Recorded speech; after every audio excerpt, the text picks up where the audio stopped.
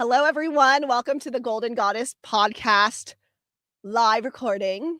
I am Trixie and Agyao, aka the Thoughtful Beast, and I'm super excited to be here with you today. And today I'm joined by the wonderful Kathleen Dang. Hi, Kathleen. Hey, how's it going? Good. How are you doing? Doing wonderful. Thank you for having me. Yes, I'm excited. I'm excited for you to talk about the affirmation you chose and why. But before we get to that, can you tell us a little bit about yourself? Yes, thank you. I'm lifelong San Diegan, born and raised. I'm Asian lady, and I use she, her pronouns. I want to say like the thing that I value most is serving the Asian American community, and I do that through community work, and I do that through my career now as well. So it's really culture centric, education centric, and really amplifying the community I'm from. Yeah, Kathleen is cool. That's what that means, everybody. Kathleen is cool.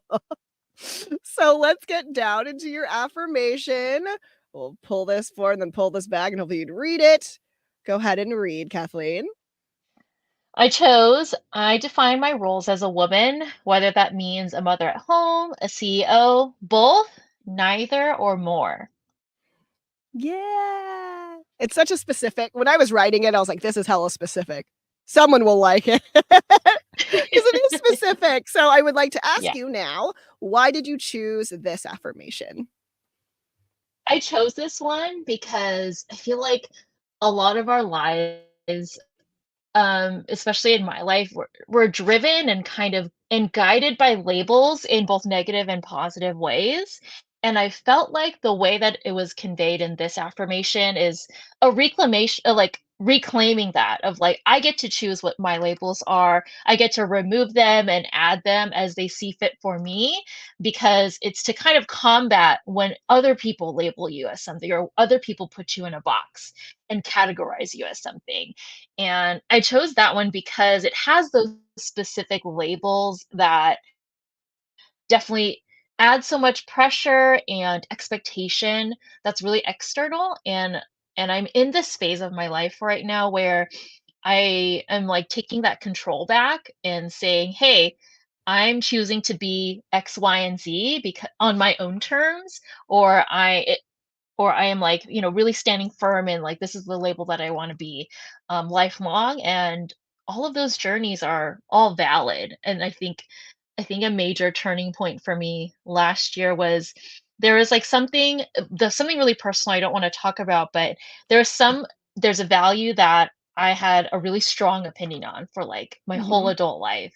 And in this last year, I think I'm changing my mind on it, and it's something Ooh. to do with me personally. So yeah, I'm in that phase of life of like, hey, even though I've like been known for something, it's okay to change your mind. And I think that's where I'm at right now. So that's why that really specific one called out to me. Yeah, I mean, it makes sense with your theme of priorities shift like tectonic plates. I was like, wow, that is also very specific, but it makes sense because it's like that deep shift, like that Hmm. super, it's gonna change everything kind of shift and kind of feel. And so I'm like, Hmm. yeah, yeah. And I feel like identity, how you identify yourself is very important, especially when you're defining what those identities mean to you. I do want to ask you specifically, Hmm. what does being a woman mean to you? Being a woman to me means being a foundational person, being a grounded person who is connected to um, the people in my life, who's connected to the things in my life and the values. And woman, like womanhood is about that. I feel like it's guided by the heart, or like the organ in our bodies is like it's guided by the heart and the connections that we have with people. That's how Mhm. I feel.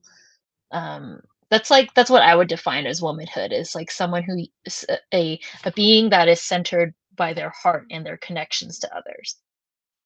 Yeah, that's beautiful. Yes, that is beautiful.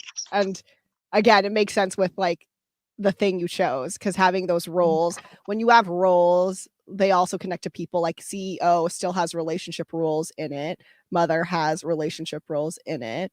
And I also feel like as a woman for myself, like our strength is how we connect to people, like how like we really care and have this deep understanding and want of of wanting to understand others. And then like it's so hard sometimes because I feel like that want that we have, that drive that we both believe is in womanhood, like can also be flipped and used against us.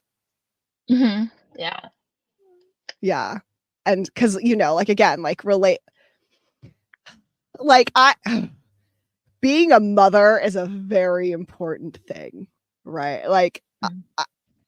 I'm not a mother. I think it's an important life choice, right? Mhm. And I feel Mhm. like exploring like what a mother means and stuff is something that always should be reevaluated, because there's too much stereotype in it, and there's too much of like mother actually being a weird thing that takes away someone's identity instead of adding, or like takes over someone's whole identity. I'm like, dude, that's weird though. That's only like a part of them. Like Mhm. this woman is a whole person. Is she a Mhm. mother? Yes, but she's Mhm. also herself. Mhm. Mhm. Yeah. Yeah, I agree with that too in terms of like all these different labels. They're all like I chose like that theme of tectonic plates and they're shifting because like earthquakes can be big or small. So like priorities can shift in really minor ways and in really major ways. So just acknowledging that changing and evolving with the things that you feel about yourself and how you identify as yourself is important to know, whether it's like changing your mind about something smaller or something really major. And but they are all like with the globe, right? It's I got really nerdy about it. Like the globe is made up of all these tectonic plates and they all jiggle and like move with each other. But in like the whole lifespan of Earth, like they've moved for like I don't know, billions. I'm not a scientist, like trillions of years, and they've like changed over time. So in thinking about yourself as like a sphere of like all these different plates, it's going to shift over time and it's going to look different for everyone. Yeah, it will. And I think that's really important to really highlight that, like, yeah, you can actually change your mind. Hmm. Well into life. Like Hmm. like you said, like who you are can change a lot or a little for many different reasons. And I think that's okay. I think sometimes people get like really like, "Oh, maybe I'm not being authentic to myself because I really believed this before. Like, Hmm. am I just being like wishy-washy?" And it's just like, Hmm. well, I don't know. You can only answer that for yourself, but also like that's okay. Like, Yeah. I feel like, yeah, you should be able to reflect on your identity and like the things you believe in, and be able to reflect and still and be like, oh yeah, I do still believe in that, and affirm yourself, or go, you know what, that's actually really changed for me, I now Hmm. know more, or I've Hmm. experienced this, so I do feel Hmm. differently. And Yeah. that doesn't mean you're not a strong woman. That doesn't mean, that you didn't have values or morals, or you're not strong with them. It just, we learn new shit and then we grow. Like Hmm. that's a normal thing. Yeah, exactly. It's like that's what we want in like the political space too, right? Where we want people Mhm. to have informed decisions and opinions on things after research and learning and understanding and experiencing things. So why can't that grace be provided for when we're identifying ourselves and who we are as people and what values we want to uphold? We should be forgiven when we change our minds about something, even if it is in conflict with what people thought about us before. And it's just reclaiming that notion of like, hey, I get to choose who I want to be every day forever. Yeah, you do. What does I mean, okay, we don't again, not talking about it specifically, but how did you cope? How do you cope when you realize like, shit's different? Your priorities are different. Things you knew about yourself are like different. Because I feel like obviously that can be very like distressing. And again, like it's easy to question Mhm. yourself. You're like, wait, fuck, wait, what? Like, so how have you been coping? I think I think it's more of I've identified that my mind has changed, and now I'm like talking about it. I think it was like Mm. there was definitely I feel like it was like a year process of like, oh, I think I'm in denial, or there's these feelings that I'm like suppressing, or like, hey, wait, that's not who I am, and now I'm like kind of facing it head on and like really having those conversations with myself and with other people too, of realizing, hey, I think I've changed my mind about this thing. Um, can we talk about it? Can I, so these are Yeah. with like people that I trust the most with like this really vulnerable part of me, and that's been like definitely I would say like a couple years in the making.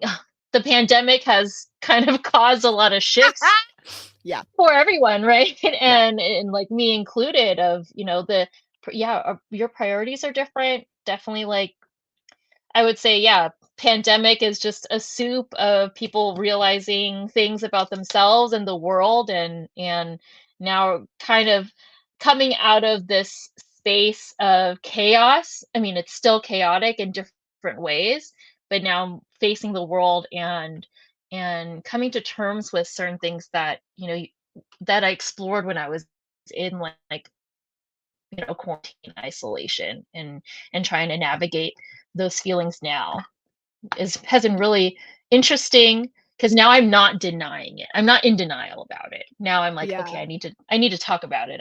I can't just yeah, ignore it. I can't pretend that it was just, something else.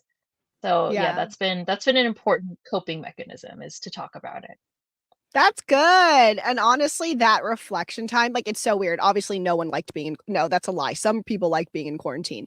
Many of us did not like being in quarantine. Though I am an introvert, I hated it because then it felt like not then it's a prison because it's not my choice. It's not my Hmm. choice to be stuck here. So, this whole thing happened in my head, and I was, like, freaking out. But anyways, so the pandemic and its quarantine was nice in the way that it gave people time to self-reflect because you Hmm. literally had nothing else to do sometimes. I Hmm. know there's a lot of people who are just like, "Yeah, it made me take a stark look at myself," and I was like, "Fuck." And honestly, like, that's good though because Yeah. it just makes you think about like, every day when we're on the go and we're trying to make things work, we're trying to get ahead in our careers, we're trying to get like ahead in our Hmm. relationships. We're just trying to constantly move forward. Sometimes we Hmm. forget that self-reflection is so important because Hmm. self-reflection makes you stop going in the wrong way. Sometimes we're going in the wrong way and that needs to be okay. Like that's the whole thing with like changing your mind needs to be okay, like needs to be okay. Admitting Hmm. that you were wrong before about how you felt or what you thought like needs to be okay. Like when you learn Hmm. more, you should get to learn more and that's fine, Yeah. and like especially like knowing more about yourself. Like and like you said, every day it really can be very different. And that's Hmm. okay too. But, Yeah. like, it's important to, like, actually affirm that for yourself, to make that as a choice Hmm. rather than, like, "I'm just gonna do whatever," like you're being pushed, like, in whatever wind comes your way. I feel like when you really take charge of reflecting about yourself and, your identity, who you are, your values, your morals and stuff, I don't know, it feels like a better life. I think it feels like a better life. I feel it's just like kind of reclaiming the things that you can actually control in your life. Do you know what I Hmm. mean? Yeah. Yeah, and it's interesting how, right, like I feel like logically It makes sense. We own our identities. It's me. I get to choose who I want to be. But why is it that other people's opinions and other people's putting me in a box of certain ways and other people's subjecting their beliefs onto me, why does that affect me so much more emotionally than what I think about myself? And it's like that why are we driven, or like why do we succumb to that external pressure so much more easily? And it seems like it's hard for us to stand up for ourselves of like, oh, actually I believe I want to do this, but there's just the external factors pushing us in a different way. But it feels sometimes like, especially as a woman, of like, oh, I have this pressure or expectation, family, friends, whatever, relationships, and they're expecting me to be this, but deep down inside I don't want to be this. Mhm. It's really interesting why the external pressures affect us so much more strongly when, hey, you are your own person, you have total control over this, but why do we easily let something else take control? So, how have you been fighting those external factors, Kathleen Dang? What has worked for you? um what has worked for me is therapy.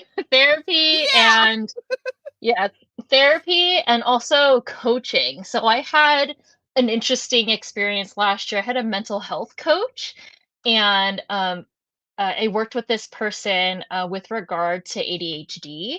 And Mhm. it was, so that person was like not a licensed therapist. They were like it was more of like a life coach trainer kind of situation, where it wasn't, because I feel like, the mental health space of like getting an appointment with a psychiatrist or or an LMFT, it's like once a month, talk about big picture things, talk about my medication and like, how to, okay, here's what you should work on for the next month until I see you again. Like Mm. that can only, I feel like that can only go so far. That like is always helpful for the big picture things. But I got in touch, I worked with a mental health coach for 3 months, and that person was like my accountability person every day for 3 months.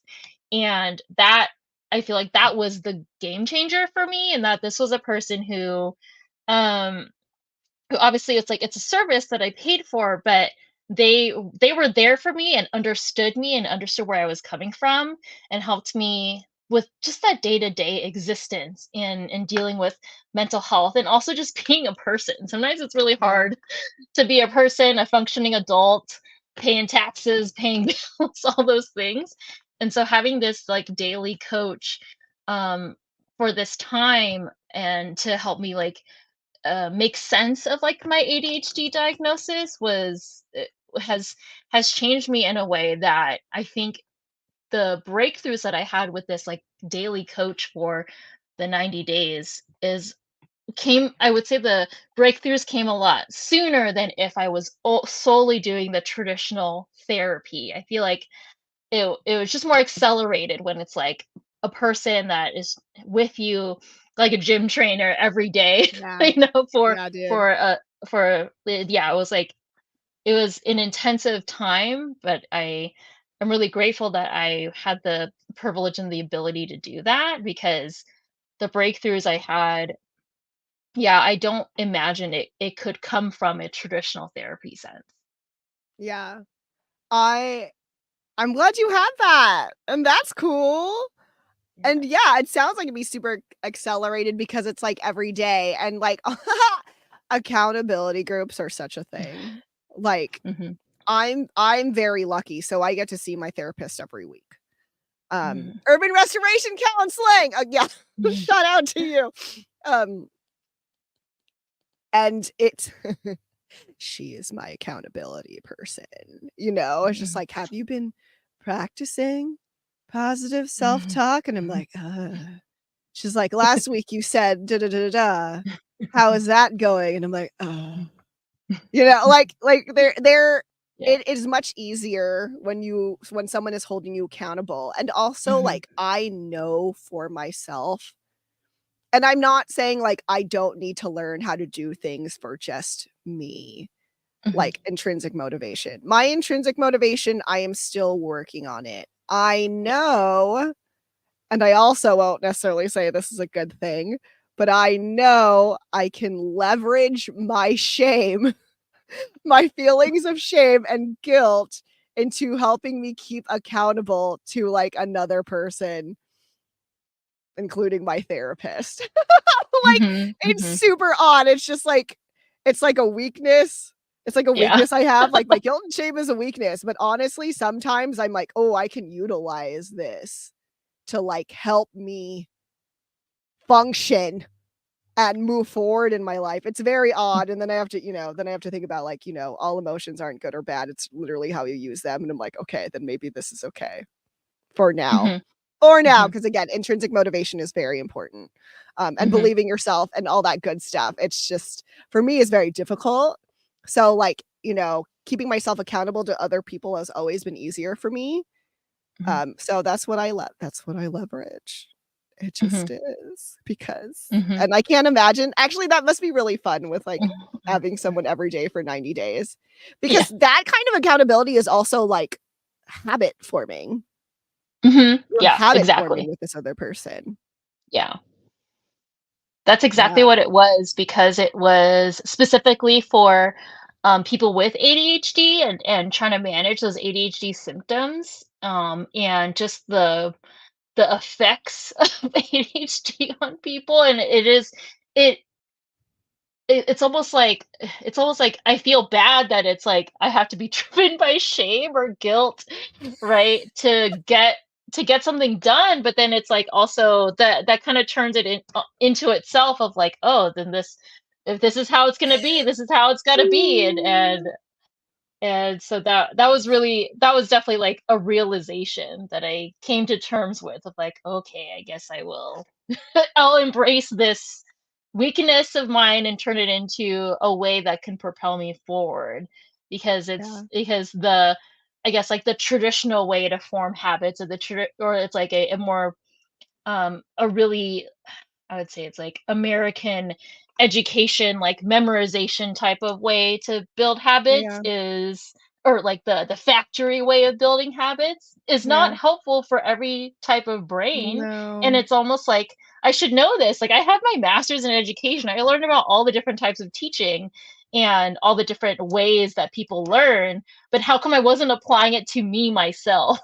Yeah, Of like, yeah, oh wait, I am this kind of learner. Oops, like yeah. Dude, I don't know. Sometimes, again, you gotta look at your Mhm. fucking self, you gotta know yourself, and, like, part of me is just very much like, "Dude, if I have this much fucking shame, like, embedded in my soul, it needs to fucking work for me sometimes." Like, it needs to fucking help me out. If this is so deep-seated, it can't be in the wrong ways, like, all the time. This needs to, like, Mhm, help me out, mhm, and I think that's, I think about that a lot because then I also think about, obviously, intergenerational trauma and then intergenerational healing all the time, like, and not just healing, but also strengths and how, mhm, like, a lot of the things can be 2 sides of the same coin.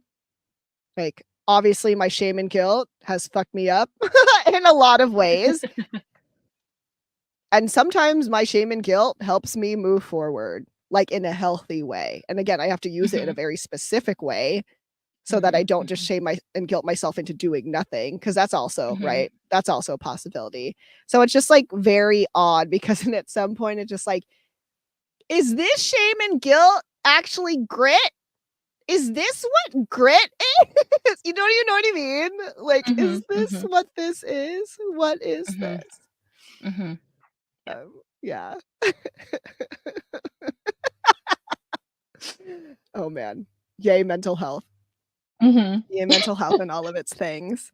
For sure. I wanna ask you, um, so then with your boot camp and all that good stuff, what are the things I mean, if you wanna give us some advice here and shit like that, what are some of, like, the most helpful things that you learned? Mm. So the the most helpful thing that I learned, was what is it? It's like what is it? Oh, it's like attaching habits to other things. So it was like um my where it's like something that is challenging to do and to habit form, attach it to something that you do enjoy doing. So for me it was going outside to going like taking my dog outside to go to the bathroom, also bring a water bottle and drink water while I'm outside with her. So Oh! that I would remember to drink water because like it was like doing those like little blocks, like little Lego blocks of like attaching habits to each other, like so that it would be so they would all go together at this like at the Oh, same time, or like be in sequence with each other. that is so smart. You're just, like, environmentally cueing you're just behavioral training yourself. It's the best. Behavioral training Yeah, yeah, is the best, but, like, that's yeah, super smart. It's yeah, like, you know you yeah. need to do this, you know you're gonna have to do this other thing, so you Mhm, might as well do mhm, it at the same time. That's really smart. I should think about mhm. that. I Instead should of think like being about like so hung up on one thing of like, oh, I forget to drink water, attach it to something else that you always do anyway, then it'll become habit forming, and then it'll like it may eventually turn into its own habit, and then but at least to start it out, because it's like what? It's like 21 days for a neurotypical person to have it form. It might take a little longer for me and my like other fun brain folks, but at least if it's attached to something that is already done all the time, then the journey to building that habit will be a lot that. smoother. Yeah. That's cool. That's Mhm. cool. Mm. Can I ask you a question about your ADHD? Yeah. How what was being diagnosed like, and how did you take it at and, like, how'd you take it at first, and how do you feel about it now? I it was It was interesting in that it was almost like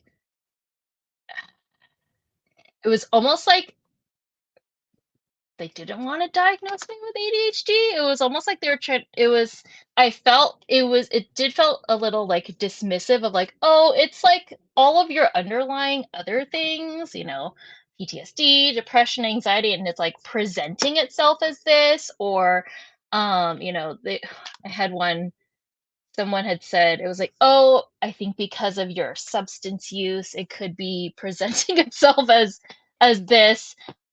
So I definitely felt like it wasn't super supportive in terms of like validating me, that I was like, Mhm, I think this is like misdiagnosed from wherever. And it's also like how I feel about it now, it's like I've just kind of claimed it as like, okay, I definitely exhibit ADHD symptoms. I'm going to do my own thing and work on myself knowing this, because the strategies and like the books and the resources that I have and that I've been like intaking, they're helping me mitigate these issues that I like am having with my mhm. daily life. So so that's just like something that I've um reclaimed for myself of like uh trying not to be like trying not to listen to the discouragement of like, oh, I think it's other stuff presenting. You don't really have this because you didn't get diagnosed with this as a child. And I'm like, bro, like, A I think lot of people did get diagnosed with as a child, especially girls. yeah, that's the thing. I was like I was like, I was like, I think I'm one of those people, because yeah, especially of like how I lived in my childhood as like overachieving Asian American girl. uh, I was like, I think this is why, because it was like couldn't be fathomable that I could have something. It's like channel your energy into getting straight A's. Like that's that's it. So that's definitely the barrier that I dealt with, is that it was kind of being dismissed because I have other mental health things that I was working on. So I kind of just like I got a coach instead of a therapist for ADHD, and like went on this different path with it. I went on like kind of like a self-help journey with it. So that's how so that's it's almost like that, because that label was not being like embraced by like my medical care team, that I kind of just reclaimed it for myself. Like, okay, I'm going to help myself through other means. I'm going to help myself in other ways to help me deal with this label that I'm taking on. Like, I feel like I think this is me, and I'm going to do what I do to try and figure it out. Yeah, it's really unfortunate with like when our health systems just are so behind with mental health and like neurodivergent people. And again, so many like even now, girls are not diagnosed for ADHD because girls don't present in the typical ways, which means they don't present how boys present. Mhm, So mhm. you must not Yeah. have it, which is stupid. That's not science. I It's know not science. exactly.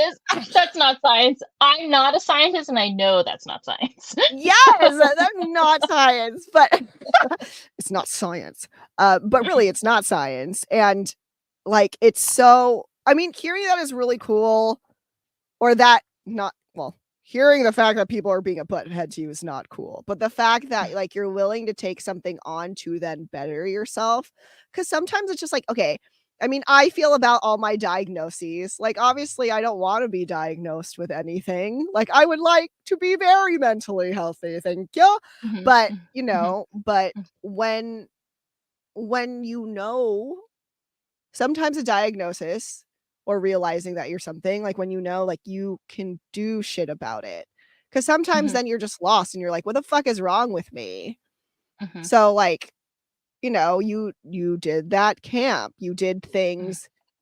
You're not just like taking your diagnosis and being like, fuck, I'm fucked for the rest of my life. You're like, how do mhm, I help myself? Which is like the important part. Like with mhm, like diagnoses or like, you know, and kind of that, whether or not you put that as part of your identity, but things like that. It's just like sometimes knowing, like, that's supposed to be like the knowledge is power thing. It's not supposed to mm, be like, oh, like you're this, you're fucked and whatever. It's like, no, we're supposed to know these things about ourselves so we can know how to help ourselves, to so that hopefully we get mhm. pointed in the right direction and we can go somewhere, because like we're not Yeah. the only ones with these things, you know. You're not the only Mhm.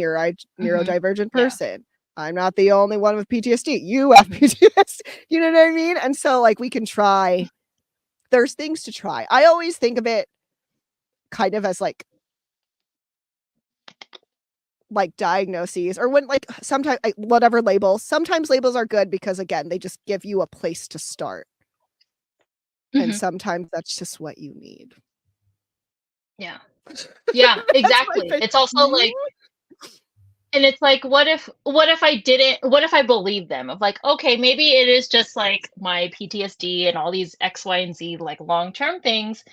What if it is just that and it's not ADHD, and then I just did the normal, like the things that I was already doing, because I was feeling like the things that I had been doing to address my other mental health issues, it wasn't fully it wasn't fully like healing me. There was like that little part of me that was like unhealed, and I was like, what is it? Like, what is this aspect of that, that's not getting figured out? And I had like come to terms with, like, I think this is ADHD, and I think like I've seen all these things and I've read all these things and like had thought about it, and maybe it's that, because now like after doing Oh, Kathleen, I'm losing strategy you a little this and bit. oh, oh Uh, no. Because can you go can you hear back me? a little bit? Yes, I can hear you now. Okay, okay. Um, okay, what was my summary? My summary was like, what if I had ignored or what if I had taken their advice Yeah. and then been like, okay, maybe I don't have ADHD, and then I would just do the things that I was already doing to help myself, and there would still be that little part of me that I was like unhealed, So I feel like after having gone through like an ADHD boot camp situation and doing more things that addresses that specifically, I feel so much more healed than I had been before when I was just addressing the other mental health issues. So it's like, yeah, whether or not like the psychiatrist believes that I have ADHD or not, it doing this stuff helped heal a part of me that was like unaddressed for a long time. Yeah. Yeah, and also like acknowledging that we have the term neurodivergent now, but like humans are a spectrum. Like we're a Mhm. spectrum. So it's like, okay, I don't know. I just think it's like assholey of them to not be like discuss it with you more, or even be like, Yeah. even if it's not necessarily this, if you're having these symptoms, maybe we can look at some like treatment for these symptoms that overlap with ADHD and just try that out. Like if it doesn't, if Mhm. they don't want to do Yeah. meds, then fine for now. Like I get that. Mhm. Like I get that, but then like why not try some like behavior shit you know what I mean? It's just like I don't Mhm. know. I'm really glad that Mhm. like you championed for yourself because some like that's really hard because mental health is such like Mhm. a quote unquote newer thing, but sometimes you do. Sometimes you have Mhm. to fucking speak up for Yeah. yourself, especially when like Mhm. the fucking reason that you're not getting it is like, well, you were diagnosed as a child, Mm. even though we know again Mhm. Mhm. that many girls there's so many studies about how girls were never diagnosed with it because it did not present the way that it did in boys. Like Yeah. there's so Yeah. many articles on PubMed. Like, like this Yeah. is like a real thing. Yeah, Yeah. thank you for sharing. I know that wasn't like something that we had priorly talked about, but I'm just like, wow, I feel like this is like a big part of like your mind shift too, is making that Mhm. tectonic like plate move. You got to make it Yeah. fucking move for yourself sometimes. Yeah. Totally. I feel like it Yeah. was that like last piece that was like stubbornly stuck somewhere, and I'm like, "What the heck is that?" You know? And I was like, "Maybe it's this." And I was like, "Hey, it actually like moved and did something." So I'm Yeah. gonna just embrace it. I'm gonna like this is a new label that I've taken on because I'm like, "Hey, this is addressing it in these ways has helped and improved my life in ways that had no idea before." So I'm like embracing it. Yeah. And I know, and again, I want to repeat for everyone out there, like, I get that diagnoses can be really fucking scary. I do get that. Of course, they're scary. Um, no one likes being quote unquote different, especially when you Mhm. don't know what the fuck the thing you're getting diagnosed really means. Like, you know what I mean? Like, Mhm. but Mhm. it's just, they can be a good thing because then you get the knowledge. You have a direction to help you get knowledge about how to help yourself and help your life. Like, a diagnosis isn't always just like, well, fuck, I have depression, so my life is over and fuck that, Mhm. like that Mhm. that Mhm. doesn't have to be it. Like, Mhm. again, scary, hell yeah, scary, but it's just like, Mhm. oh, this is a thing that exists. Like, there's affirmation in that. This thing Mhm. exists. People have it. It exists. If I have it, what can I learn to help myself deal with Mhm. it? And is Yeah. that fucking hard? Fuck yeah. Like Kathleen had to do a 90-day boot camp. Like shit's hard, but like, like Yeah. it can be fucking worth it for your life. Yeah. Mhm. Okay, I'm super switching modes here because we got to get to Mhm. this question that Mhm. was asked of you Okay. that I feel like will also take some discussing in Okay. itself, the question in itself. So we have a question from the people out there. How can women outwardly support each other in parentheses in non-cringy ways? So I read this question to Kathleen before we went live and I was like, okay, first we need to break down what we think non Mhm. what the cringy ways are. Like Mhm. what do you think is a cringy way of supporting other women, Kathleen? What comes to your mind? I feel like I'm like thinking about it a little bit more of like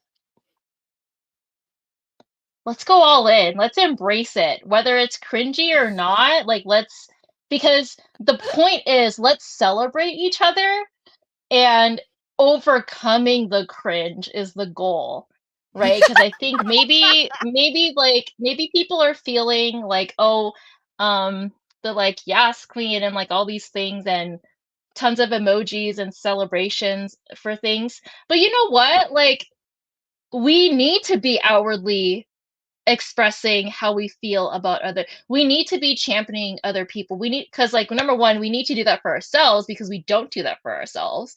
Yeah.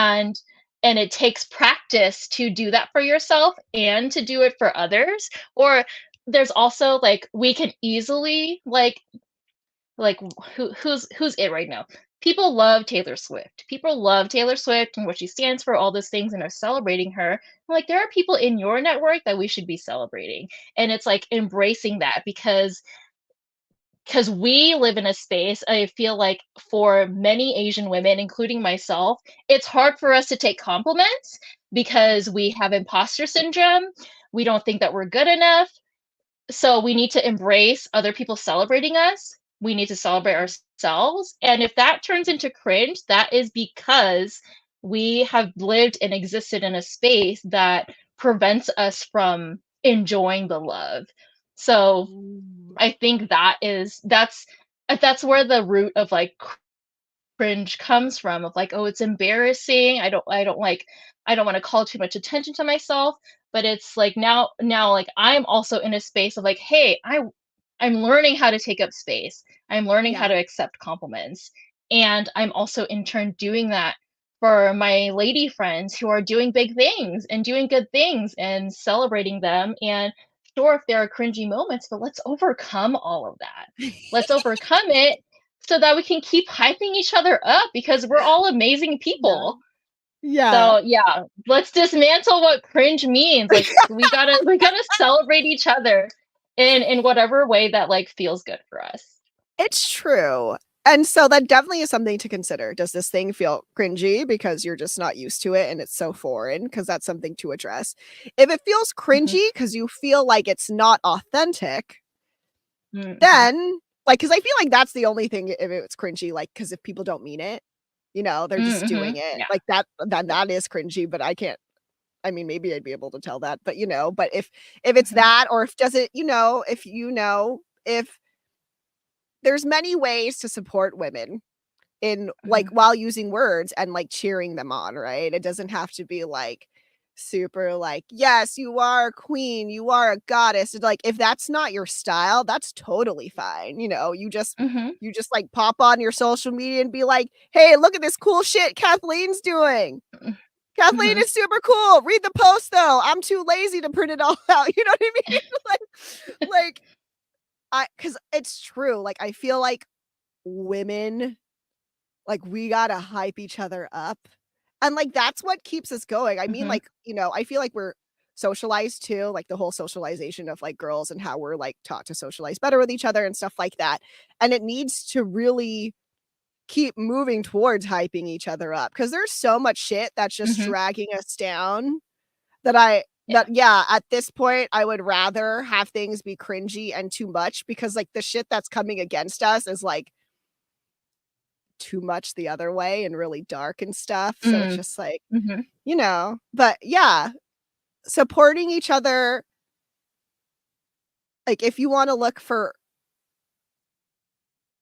other ways, quote unquote other ways, and maybe being so public about it, maybe that's mhm, it for you. Maybe like you're not a public person and you don't want to share on yeah, social media, like that. And that's totally fine. Then like, mhm, have coffee mhm, with this person and tell them how fucking awesome they are, you yeah, know?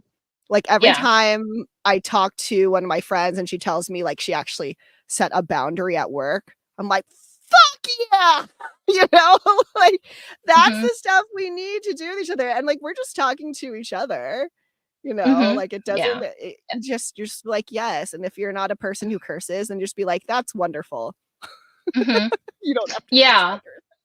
yeah, and definitely it's like in what is most comfortable to you and what's most authentic to you, right? Because then there's folks who who are on social media and they're happy with it and how they use it and how they, blow up people's likes and comments about because they're celebrating their friends in their network. Like if that works for them, that works for them.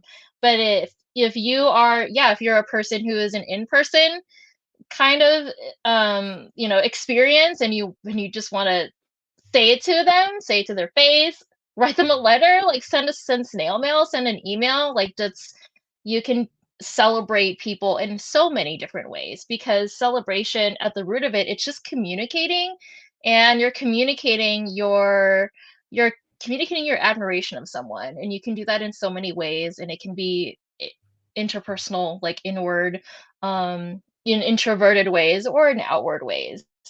I Yeah. think the cringe may be attributed to the like outward, I guess, social media or like it's like it can feel outward and abrasive, but it's also if that's how that person operates and they love celebrating people out loud in that way, then that's how they live. And so for folks who want to do it more personally and more internally, then that's okay too, because the point of that celebration and the amplification is that you make sure that that person knows that they're Yes. seen.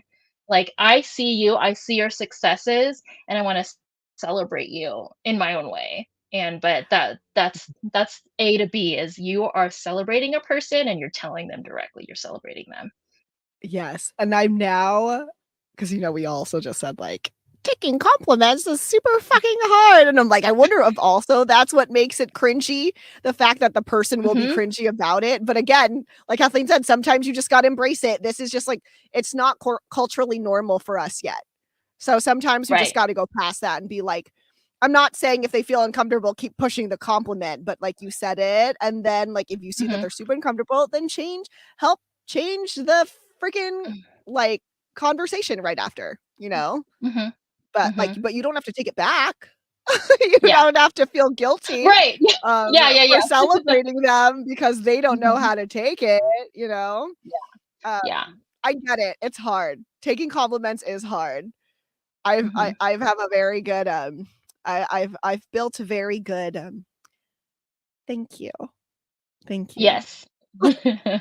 Like, Yes. and I have to like process it later because I realized because before I used to be like, no, no, no, no, no, no, no, like and like reject all the Mhm. compliments and stuff like that. And then I realized I forgot who told me. I feel like it was one of my god sisters told me like, you realize you're insulting them by invalidating what they just said to you. Like this Mm. person, like literally Mhm. decided to outwardly say something nice to you because they felt a certain way, and then you just shut them down. And I'm like, that's true. That is rude. Like, that's so rude. And like Yeah, very yeah, much like not helping us again mhm, normalize like celebrating yeah, each other. yeah, Cause like what a yeah, consequence to like praise mhm, someone and then you get like rejected for it, you know? mhm, mhm, That's sad. yeah, That's sad. yeah, yeah. Oh, yeah, for sure. And it takes time because it's like, because then there's also that point of like, there's there's people who are overconfident for their skills, also known as people who are male presenting, you know? Where it's like, we a lot of women and a lot of women of color apply for jobs that they don't apply for jobs that they're unqualified for because of all the list of requirements and everything. Whereas like statistically, we should apply for those jobs. Just like in so many aspects, it's like something about human society has made some women like shrink themselves, shrink their Yeah. skills, and shrink who they are, for the comfort of others. And yeah, and taking compliments and it is a major thing that I feel like that's a that's such a concept that I'm overcoming the imposter syndrome, so I want to help my Yeah. friends overcome that too by celebrating them. And so if it's Yeah. cringy at first, I know that with me, it just took some time and I'm like, you know what? I am cool. Like, this is like, Yes. it's such a breakthrough of like, oh, I am cool. I have all these fun things. I have all these like achievements and accomplishments, and I'm proud of them. And, I'm like, yes, the next time someone says something nice about me, like, then I'm gonna say, thank you. And I'm gonna feel good about it. Like, I'm gonna feel better about it every time it happens. So I want to help all my lady friends feel that way too. Yeah. Yeah. It's so true. It's so true. Um, uh, I want to bring it back to identity and labels and just I feel like this whole thing is about like knowing who you are Mhm. and being okay with that and like how that, things change, but knowing that that's okay too. So I guess how do I formulate this question? My last question to you is what would you say to someone who is going through a lot of changes and is overwhelmed? Mm, okay. Like changes within themselves and their Mhm. identity or what they Mhm. know. Mhm. I feel like this is something that I would say to myself like a year ago of like, um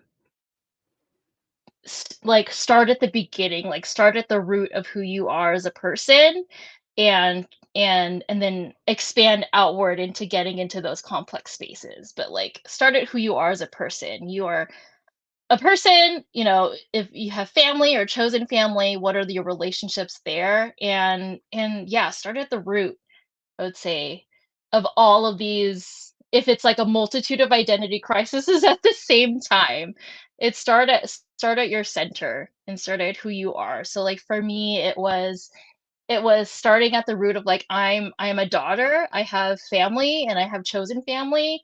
I have like my parents that I'm taking care of, so I'm starting there. And then expanding outward is like, I have a spouse, and I have siblings, and I'm an auntie. So starting with those relationships and mending things and working on things and working on my experiences there, and then I expanded outward to how am I navigating the world? So then outwardly was like school, career, community work, and it would just expand from there. But I had to start from the very center is like, who, when I wake up and there's nothing else in the space, like, who am I? So I think that's how people can address like any kind of identity shift, because I feel like when we start outward of like, I want to change my career, or I want to change how other people see me, you have to start at the beginning and how do you see yourself. Yeah, and I wanna say to follow that up to anyone who, like, heard that and was like, I don't know who the fuck I am." That's okay. We talked about that before too, and also, like, it's hard. Like, that's what Kathleen did, and she summed it up, but, like, I'm sure the process of doing that was a lot and a long time. What Mhm. reflection is, like, a long-term thing. And Mhm. finding who you are at your base is a long-term thing, and like Mhm. Kathleen figured out recently, part of that changed, and that's Mhm. okay. So, it's Yeah. okay if it, like, feels like a mess. It's okay if it feels like a mess, because life is just fucking hard, man. But life is hard, but it can I believe it also can get better if you take the time to, like, know yourself. Mhm. Um, Yeah. yeah, to really know yourself and really and claim or reclaim who you are. Mhm. Yeah, Yeah. it just takes time. Mhm. Yeah. Well, thank you, Kathleen, for doing this. This has been super fun. Thank you so much for having me. I really loved our conversation, and yeah, Yeah. I hope that we can all, just move with our plates, man, and try and figure out who we are just a little bit at a time. Yeah, dude. It's shameless plug time. So is there anything you want to plug for yourself, like your social media or what a website or something? You don't have to, but if you would like to shamelessly plug something, the time is Um, nigh. Okay, thank you. So like I think I'm most active on like LinkedIn. So if you want to make Oh career wow. connections and other things, Instagram is tagged in that Instagram post. But my next community thing is Lunar New Year. So Lunar New Year is coming up. I celebrate it. You'll find me at the downtown San Diego Chinese New Year Fair. It's on February Ooh. 24th and 25th. Downtown San Diego. You'll find me on stage emceeing. So that Oh, is like cool. the next, yeah. So that's like my next thing is San Diego Chinese New Year, and then I volunteer with Pacific Arts Movement, so the San Diego Asian Film Festival. So keep up with that for spring showcases in April. And then yeah, really, I do. I feel like I'm connected to a lot of things, so I'm just excited to share. Um, Follow my Instagram and just like link up with me on LinkedIn. I've also been helping people get new jobs. So if you need help Oh, getting a new girl. job, Oh, I girl. I can share LinkedIn with you. Yes. Did you hear that, people at home? Kathleen can help you get you a job. Yes. That's awesome. Thank you. Thank you for letting us know that. That's amazing. I should look at you on LinkedIn. And thank you to everyone listening. I hope this was super helpful and wonderful for you. Bye.